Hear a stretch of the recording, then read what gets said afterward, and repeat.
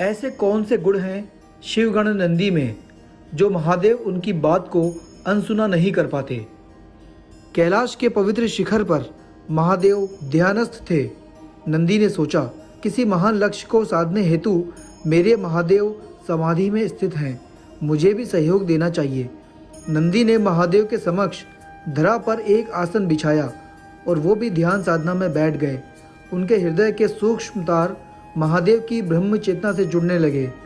कुछ समय बाद दुष्ट जालंधर छल बल से देवी पार्वती का अपहरण करके ले गया। शिवगण व्याकुल हो उठे। उन्होंने निर्णय लिया कि इस दुर्घटना की सूचना महादेव को दी जाए, परंतु कैसे? महादेव तो गहन समाधि में लीन थे। ऐसे में श्री गणपति को युक्ति सूझी। उन्होंने महादेव के परम गण नंदी को साधन बनाया। ध्यान में लीन नंदी के कान में सारी दुर्घटना कह दी। इधर नंदी के कान में सूचना गई, उधर भगवान के नेत्र तुरंत खुल गए। मान्यता है कि तभी से इस पौराणिक घटना ने एक आराधना पद्धति या प्रथा का रूप ले लिया। आज अनेक शिव मंदिर इस प्रकार निर्मित हैं जिनमें महादेव या शिवलिंग के ठीक सामने नंदी की प्रतिमा होती है। भक्तजन अपनी मनोकामना नंदी के कान में कहते हैं। मान्यता है कि वो कामना सीधे भगवान शिव तक संप्रेषित हो जाती है।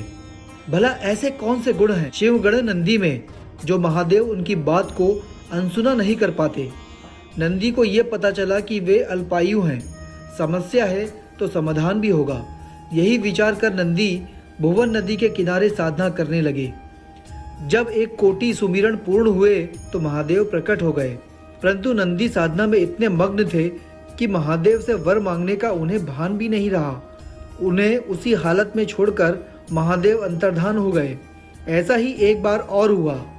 तीसरी बार जब महादेव प्रकट हुए, उन्होंने ही अपना वरद हस्त उठाकर नंदी को वर प्राप्ति के लिए प्रेरित किया। नंदी बोले, हे महादेव, मुझे अपनी अलौकिक संगति का वर दें। मैं दास भाव से सदा आपके संग रहना चाहता हूँ। महादेव का हृदय द्रवित हो उठा। उन्होंने प्रसन्न होकर नंदी को अपना अविनाशी वाहन और परम गण घोषित कर दिया। नंदी की भक्ति भावना और समर्पण तो अनुपम है ही। उनकी सेवा या कर्म शौर्य का भी पुराणों में विशेष वर्णन मिलता है। समुद्र मंथन के दौरान एक असाधारण घटना घटी। जब हलाहल विष निकला तो संसार के त्राण के लिए महादेव को उसका पान करना पड़ा, परंतु विषपान करते हुए विष की कुछ बूंदें जमीन पर गिर गईं। इन बूंदों के कुप्रभाव से पृथ्वी त्राही त्राही करने लगी। तभी नंदी आगे बढ़े और अपनी जुबान से उस विष बिंदुओं को चाट लिया। देवों ने व्यग्र होकर कारण पूछा।